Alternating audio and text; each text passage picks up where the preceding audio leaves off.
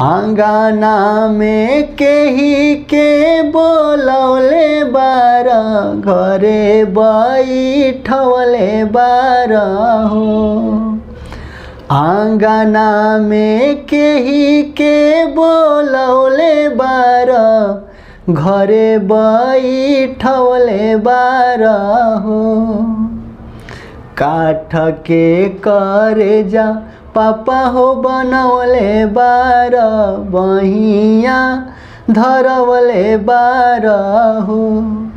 काठ के करे जा पापा हो बनवले बार बहिया धरवले बार हो। सुघर दामाद बोलौले बानी संगे बैठवले बानी हो। सुघर दामाद बोलौले बानी संगे बैठवले बानी हो।